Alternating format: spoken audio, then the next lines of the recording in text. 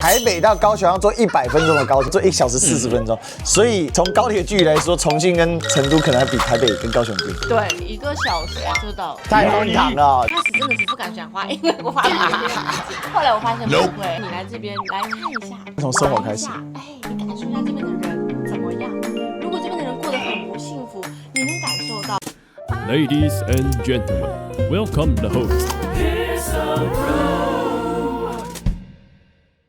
各位观众，大家好，我是历史哥李修。然后我们今天人在四川宜宾的李庄哦。那这里有一个两岸交流活动，所以来了很多在四川的台湾人。然后呢，我们今天很幸运呢，邀请到我们在四川师范大学的大学生哦。然后呢，他在这边念书，今年已经念到大4了。我叫廖宇轩，然后我现在是四川师范大学就读历史系的大4学生。好，我分几个层次啊。第一个就是为什么在这边？首先，我会来大陆的原因是因为我是两岸家庭的小孩，我妈妈她是四川人，爸爸是台湾人，然后我就有更多的机会能够接触到大陆这边。然后当时我就选择，要不然考看，试试看大陆这边的大学，然后我就考过来了。当时选成都，没有选重庆，为什么？其实就是因为离外婆家太近了，大学生都想远一些啦，就每天都喊你回去吃饭。太近了，我想远一点，给我一点自由。哦，所以外婆还在重庆。对，哦，外婆啊，所以人家妈妈就觉得你来大陆上学，她放心，因为有家人嘛。对。如果说没有家人，她就会觉得太远。所以大家知道，其实很多事情从很现实的生活面会改变你的体感。是。对，所以对于一个台湾小孩，然后但是两岸家庭到了大陆的感受其实应该是蛮深刻的，就是有很多方面是不一样。因为你在台湾是读到高中，所以相当于说你的基础生活的逻辑跟意识的认知其实已经定型了。对。那你刚才讲到说港澳同学会玩在一起，是。那你跟大陆同学之间相处呢？其实大陆同学也是能玩在一起，但是比较少的原因是因为我觉得就是大陆这边大学，我观察到其实大家是很爱学习的，他不像我们台湾大学，大家都先来先吃先玩，他们是很爱学习，因为我们是有你玩4年，对 ，University， 他是很爱学习，所以说有时候我们港澳台可能会爱玩一点点，所以我们可能会聚在一起玩，但是大陆人就会学习啊，或是请教他关于学习方面，他们都是很热情，而且很厉害。就是期末考的时候，我们寝室分2派哦，期末考的时候我是早上那一派，就早上4点起床开始学。有些人是一直从晚上学到凌晨4点，我们寝室是24小时都没有人，都不会有人停止学习，灯没关过这样，灯没关过，大家都在学，然后我就情不自禁也睡得不安稳，好，也跟大家一起学。我觉得这边的学生太厉害了，他们对学习这件事很专注，是很专注的，不像我们，也有可能是因为我从小没有认真，我觉得我们国中、高中好轻松哦。是不是？你是不是很苦命？我是很轻松，还好啦，还行啊。我国中、高中好轻松，我高中在翘课，所以不太好。我高中也是快乐，所以我觉得在这边，我就觉得他们好厉害，他们学习，就跟背历史一样，他们那个书打开这一页都能背下来。哇哦！好，那我觉得这里面有很大的关键是对学习的态度的不一样。是。那为什么你觉得有这个差异呢？就是我们比较热衷就是体验生活这件事。这个生活是指说多彩多姿的生活，不是在学习上面。可是他们会觉得学习是本物，那是差别在哪里？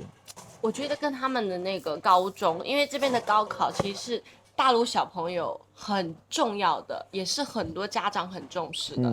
有人说高考其实是在大陆来说是最公平的一条路，什么意思？就是你不管有钱也好，没钱也好，只要你肯读书，你就有机会去一些比较好的学校。那好的学校你才可以认识更多优秀的人。那还是如果去比较不好的学校，也不是说不好，就是比较没有那么优秀的学校，你可能认识的人就是大同小异。但是如果你有这个机会，你透过这个机会，不需要透过你的父母的栽培，就是你爱读书，你很努力读，其实高考会让你有机会见到就是你不一样的世界。我觉得这是他们很注重读书这件事情。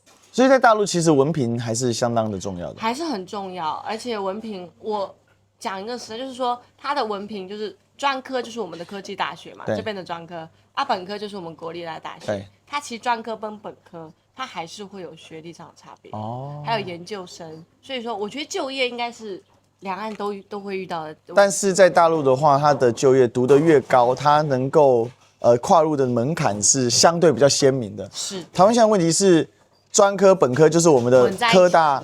这个对，就是没有很大的鉴别度。对，你的同学应该就是这样。就这样，就感觉大家都混在一起。大家都是大学生。对，对，这边是会有鉴别，所以说当你你是本科生，你就会觉得我比专科更加有优势。你会有这样子的感觉，就觉得我读这个没有错，然后你就会想一直读。我觉得这边是这样子。那我进一步问哦，就是说在台湾现在很多人的看法说，大陆这边的年轻人都躺平了。可是你讲到台湾年轻人其实很认真在学习，那到底是什么样才是真实的？那台湾人，你觉得台湾人现在是躺平的多，还是这个奋斗的多？你觉得强度跟程度呢？你的观察？我觉得躺平这个其实是我认为是都有，大陆是相对是少的。对，就网络上说躺平的很多，可是实际进到了这种大学的领域里面的时候，大家还是很拼命。这边有很流行一个词叫内卷。哦，对。内卷，它不管是学习也好，或是你职场也好，它都会，大家都是很努力，大家都是很努力。其实躺平的，你可能只是看到，但我个人认为，我认识那么多朋友，周遭是都很努力。我个人觉得是我们嘴巴讲躺平，真的很松懈。人家说，我还没开始学哦，我说好 ，OK， 我不着急。然后人家都考试的时候，你就发现那个成绩有很明显的变化。哦，人家是真的有学，平常跟你一起玩，但人家偷偷摸摸自己就学起来了。这真的是很大的差异。因为台湾现在流行就是这个大学玩一玩，进职场再给公司训练了。对啊，但是这边的他们会自己训练，他们会自己主动去考很多证照。Okay. 像我们师范，他会考教资，他会自己去搞。对，他会去考计算机证照。对，他会考急救的。他就不会说只限于他自己的专业，他会疯狂去考什么4级雅思，他都考，所以他就感觉一直在卷。像我们大学现在很多，我们不是要面临毕业，很多人在考教资，有些人在考编，有些人在考公，有些人在考什么要出国，就觉得哇，大家真的感觉他们从高中一直都没有松懈过。这个感觉，这个氛围比较像10几年前台湾还在。对，但这个氛围为什么很强烈？是因为我在高中有去实习，当过历史老师。对。然后我发现我不太适合教大陆的小朋友。哦，这么说？为什么呢？因为我发现我还是适合教台湾的小朋友，因为我可能是自己比较松懈的感觉，我就觉得大家好，你想听就听，你不听也没有关系，但是你不要去吵到其他的小朋友就好了。我们都是这样，但这边就会觉得认真听哦。我跟你讲，在高考注意哈，就大家都会，就很多像大陆的小朋友，他很喜欢我是，我觉得他们觉得我很亲和，就是不会强迫他一定要学或者要干什么。但是我觉得我是不适合教这边的小孩子，因为我觉得在这个大环境下，他们需要一个高强度的学习。如果我就觉得我去教的话，我可能会耽误人子弟。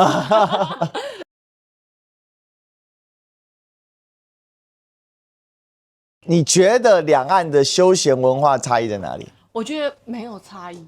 因为都很爱追星哦，追星是重点。韩团的也是爱追啊，大陆的明星也爱追，而且他们也很喜欢，很多人很喜欢台湾的歌手。你就觉得在这种娱乐哈，我个人是感觉他们是没有差异的，因为大家喜欢的东西都很雷同。我觉得大陆人很厉害的地方是他们特别会拍照，完美照那种，P 图拍照，我觉得好厉害。我也学会了这项技能我疯狂 P 哦，怎么变这样？我觉得好厉害，这个是我觉得跟台湾不一样，因为我们台湾就很喜欢来先 IG 限时动态滤镜先加起来，但是不会想说拍完还要再 P，这边就是你每一张都是精修。很重视形象管理。对，我觉得这里面反映一个我自己观察了就反映一个点是对于自己的自信是。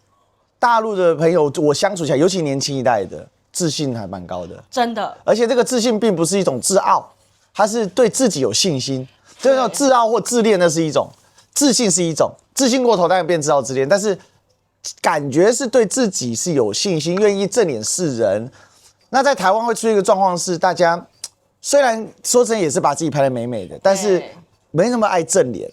然后感觉起来是有一个差异，那因为你做两个，我讲不准你说你的观察是不是这个自信程度？我个人感觉台湾人是相对没那么自信的。我觉得是相对要低一点。我以前不会有这种感觉，我以前为什么不会有这种感觉？是因为你本来就很宜人。不对，是我们国中的时候，我不知道大家国中的时候就是爱偷画口红，对，偷涂或偷画眉毛。对，我们当时就是每天就梳头发，上课都天天梳，就是也是爱美。可是我们但是在这边，但是我会发现，我刚来这边的时候，发现这边的女生化妆好像不是这么会化妆，就是她们高中一直在读书，所以她们上大学才开始学化妆。对。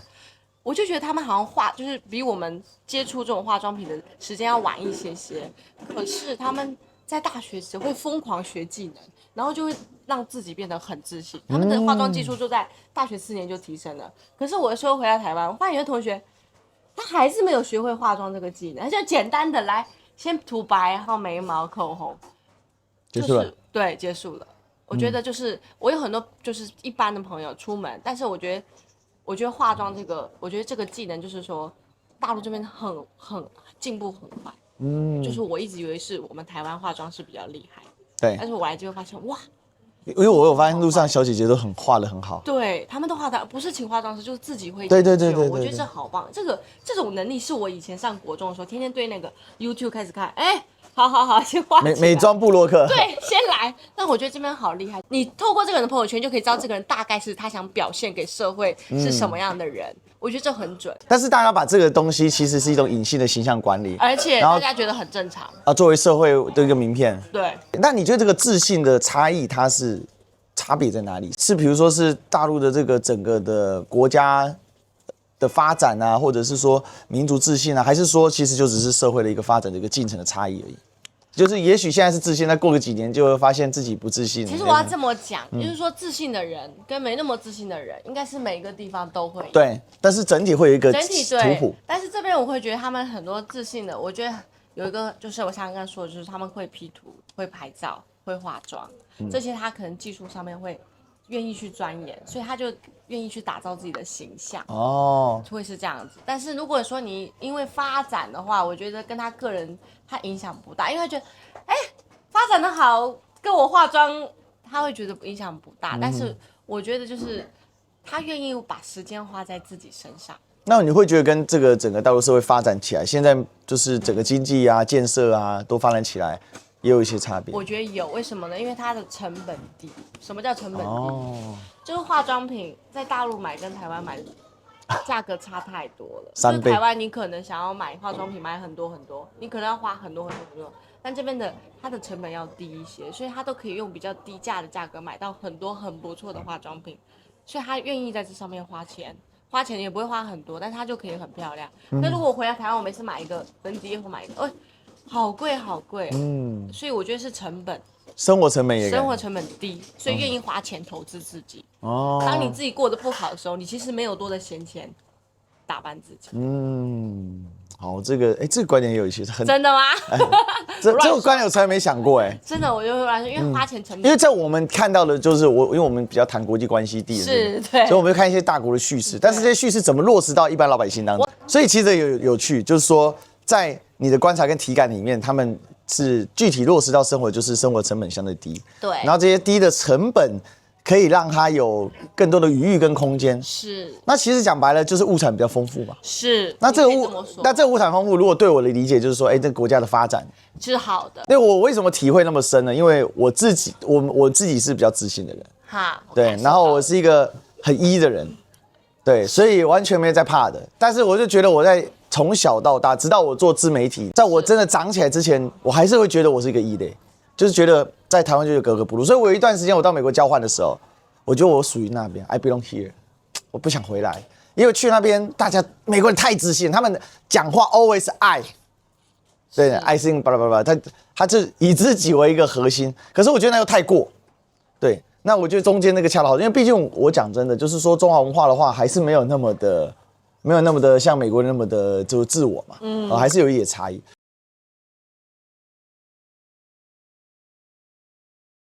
那我们再把这事情再往前推进哦。好。那再来就是一个你刚才讲到的认同。是。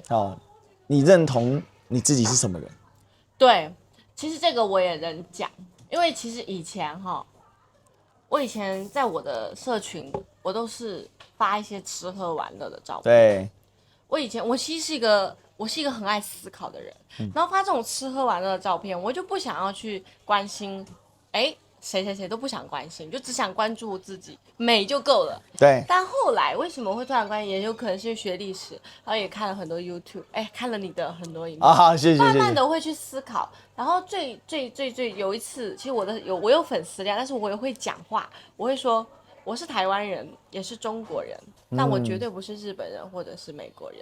我会去把这个发出去之后，我也想试试看我的粉丝、我的朋友他们接受度在哪。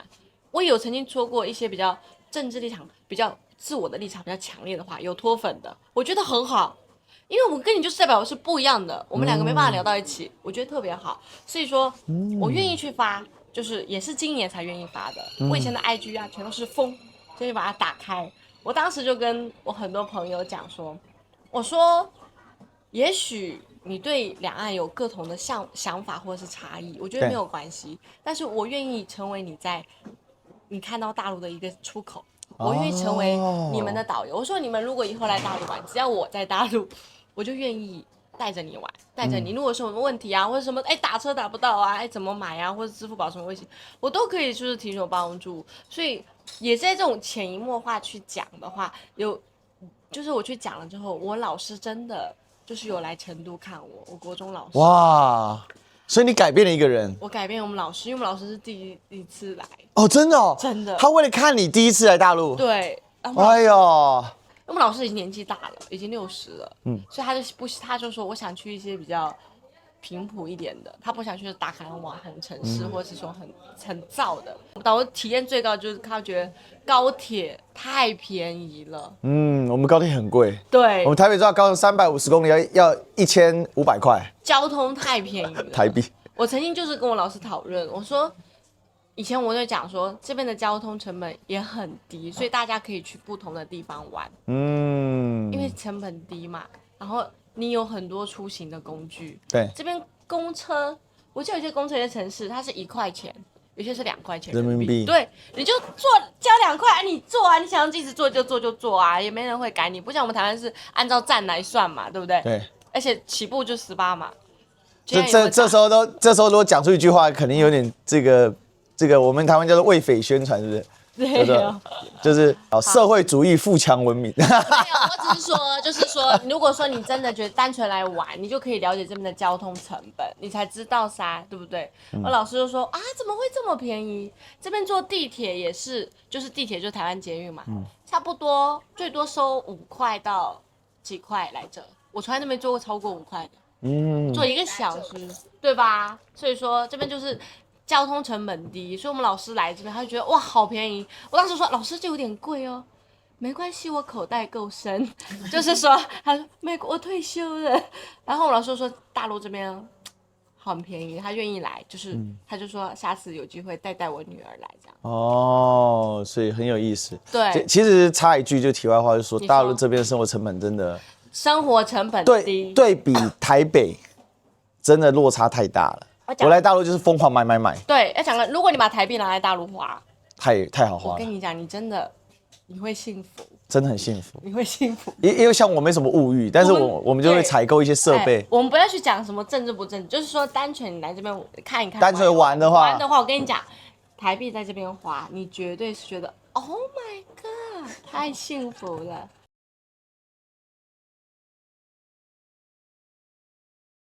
其实你刚才讲到说，这个生活的一个逻辑成本，然后还有就是你的一个认同，你的这个认同，你是台湾人也是中国人，对的这个认同是什么时候形成的？是因为你妈妈的关系吗？还是你来到这里才改变的？还是怎样的一个状况？其实我刚开始来大陆的时候，我必须要讲一句话，是很认真的。我也觉得这个大家以后应该也会有这种感想，我没有办法跟别人说我是中国人，我讲不出口。这是台湾这个年轻人普遍的一个状况。我当时刚来大陆的时候，我是讲不出口，我会觉得我是台湾人，但是为什么后面我会很自信的说我是中国人？我就有一个很大的，就是我认同中华民族的文化，所以我觉得我是中国人。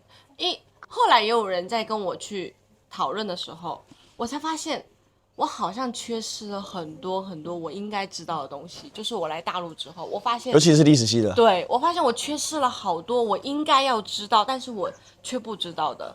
所以，例如呢，例如的话哈，就是说有很多历史事件，我觉得我应该要知道，但是我发现我竟然不知道，而且是完全不知道而。且是完全不知道。 OK 这个东西这个东西很差异，是因为大陆的教科书跟台湾的教科书，我是因为刚好受过两岸教育，所以我就发现差太多了。所以我才慢慢一直去想，其实最终就是想挖掘一个真相，我想看看到底是什么。所以来这边学历史系，一直在跟他讲说，不是说我想当老师或当学者，成为一个很厉害的 ，no， 我单纯就是想知道真相，因为刚好就学过两岸的这个教材，我想知道，哎，差异为什么会有这样子？以前为什么我刚开始会有这种反思，是因为我妈妈是重庆人的原因，所以我有很多机会能够接触到这边。对我妈妈过年呐、或是2、3年回来大陆一次嘛。那我回来之后，发现跟台湾报道的好像不太一样哦。可是你在大陆看有些媒体，他报道台湾好像也不太一样。就是我会发现两岸媒体会有自己想要报道的东西，这个就让我滤镜，这个就让我有了很深，原来我看的世界好像不能从一个地方看，所以我现在看很多很多视频，很多很多人的观点和想法，我会辩证去看，我开始思考了。我以前是那种被动，哎，人家被动接受说什么，哎，我就收。我现在会反驳，我会去思考，哎，你说的真的是正确的吗？我会有这种思考。我不知道大陆这边的历史系的教学怎么样，但我相信大陆的历史系教学是蛮扎实的。历史系应该有一个能力叫辨位。辨别真伪，这是我们最基本功嘛，对不对？那你觉得这个有没有对你的这个思考有一些帮助？有，这种就是我在看了很多，我一直觉得人绝对不能放弃思考。我觉得这是两岸很多年轻人有这样的问题，对，是都有，对，就他会放弃思考，就人家说什么他就收。我觉得他一定要思考，因为人只要不思考的话，他就是死的。他跟僵尸没有两样。对，你一定要思考，就是任何人跟你讲的话，你可以去想一想他讲的是正确的或错误的。你当然可以听，你都可以听，但是你要去学会思考，你要有自己的这种辩证观。我觉得这辩证观不是说我们学历史的才有，我觉得是大家都应该要有。对，所以后来我就跟我同学讲，你一定不要放弃思考。这个就我当初在读历史系的时候，然后我要不要读历史硕这件事情，很多人问我说你读历史硕要干嘛？然后呢，我表面上的理由说服家长理由是说，哎，没有读硕士这个科系没有前途，但心里其实就一件事，林北尬我喜欢，就这么对啦简单，。你自己喜欢最重要，不要担心说一定要走世俗说，不要跟人家既定的标准走，或是人家想象你应该成为怎么样的人。我觉得重要就是你喜欢就好。还有一个重点是，台湾体制要更改不容易，但大陆这边好像政府在推行的时候，它是比较强有力的。对，我觉得这个也，我觉得只要是好的就可以接受了。所以，就比如说随便举个例子，我们这次在长江畔嘛，长江禁渔，说禁就真的给它禁下去了。在条长江多少渔家、啊？对啊，这在台湾是不可能的。对，因为人家就想钓啊，你阻止我干什么？对，就有人会去丢总统鞋子，我就钓10年了，你还要不准我钓？对啊，对啊，这边他就很，我觉得这种强有力的，我觉得是好的，只要是好的，我们是理性的好的，你自己会去分析为什么要禁渔嘛？他是无缘无故就禁你这样子，不对啦。长江生态快崩溃了，人家生态要修复啦，你要去理解，这是很正常的事情。有意思，有意思。你要理解啦，就是理解，我觉得理解还蛮重要的。这个点在台湾不一样真的吗？就是我为什么要理解你？对啊，你不理解我，那我为什么要理解你？对不对？可是，在大陆这边社会，是不是说，就是当政府或者是有一些政策出现的时候，老百姓会先倾向先去理解政府的逻辑？对，我觉得是这样。这个很有意思，台湾是可以参政的，就是反正你想选什么你就选嘛，你有钱就去选举嘛。但是选不选上你的事情，那你可以随时表达意见。但是这种理解的话，就是如果说真的不合理，也会有人打那个1、2、3、4、5，对不对？哦，非常频繁。哎，我超频繁，我要讲一句超频繁，因为1、2、3、4、5市民热线，我发现我特别爱打市民热线，我不知道为什么，因为我在台湾也在打。为什么？我在台湾打，有一次我在外面上班，然后我当时不会骑摩托车，然后也不会骑自行车，然后我就每天都等公车。哎，7点公车还没来，不是说要来，我又去打那个。真的，我就很爱打市民热线去问，我觉得市民热线特别好，因为市民热线就是你讲的东西，他会给你记下来，而且会给你回馈。哦，这个我觉得好棒，就代表人人都可以，比较有不 OK 的，你都可以去反映。这个台湾是也有一样的东西嘛，但是我觉得差异你觉得在哪里？我觉得差异这边要处理，因为你两边都很爱打，就问你最清楚了。我两边都很爱的，但台湾人他会很温柔。呵，来，立刻下面，你叫什么名字？哦，好，我先给你登记啊，我后面发电子邮件或给你，或打电话给你，可以吗？好，但这个处理的是速度会慢，我觉得会慢一点。但这边我觉得可能是不是因为我是台胞，我投诉的东西很快，会注重。我觉得人在发表意见的时候，他只有被注重的时候，他才觉得他说的话是有用的。他觉得讲了半天你又不理我啊，我讲半天你又不理我啊，有什么用？所以这边他会注重。其实这里面有一个很好玩的误区，就是说你一定感受很深。在台湾，我们常常讲大陆是不自由的、不开放的，政府是专制的，是然后领导人是独裁的，是。然后我们是可以选总统、可以骂总统的，我们是自由的、民主的。可是从你的生活经验提给你正向回馈，至少在市民的小事这件事情上，好像完全不是这种感觉。啦，我要跟大家讲一个，就是说这个误区我觉得很深。为什么很深？因为我刚开始来的时候我也有这样的误区，就是我觉得我好像讲一句话讲错，我第二天就不见。哎，我老师小时候就这么教我的。我跟你说，不要说你，我们的小编有家里人就这样想。我们老师就是这么教我，所以我刚开始来我都不敢说话。他不见了怎么办？可是后来你就会发现，不是你想象这样。我在这边生活，不是哦，不是这样子的哦。对，不是这样，不是这样子的。你还是有自己的言论自由。你站在外面，你说你要去挖什么，你只要不违法，就是人家不说，你真不会有人管你要干什么。就算你每天拿个手机在那边录，也不会有人说你在干嘛，或者说你是不是在拍什么，不会。就我在这边交流啊，什么都是没有问题的。我可能平常不了解政治，但是我喜欢。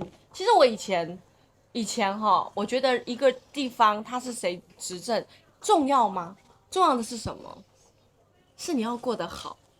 如果说你感觉大家都过得不好，经济也不好，大家都感觉越来越没有气的话，那怎么会好？我以前一直就觉得谁执政重要嘛，重要的是要过得好。其实我爸爸是说经济怎么越来越不景气，你就会担心啊，因为经济不景气代表你没有钱花，你没有钱花你就不能出去玩。所以说我比较不是特别太在乎说执政党或怎么样，我很在乎的是这个地方生活的人他觉得幸不幸福。幸福，人家就说台湾幸福指数很高，我觉得在就是像那个什么工资这块嘛，现在还在时薪啊，我觉得这些都是很好的，这些都是好的。我觉得不要去否定说，这个地方就全否，有些地方肯定我们台湾肯定有好的地方，这一定是好的。对，我们台湾肯定是有，不是说我们来这边就说台湾不好，不，对，但是大陆肯定也是有好的地方。对，我们觉得应该就是互鉴、互相学习，这样子才是最正确的。你一定要这样打架吵架，我觉得好累，我看了我都累。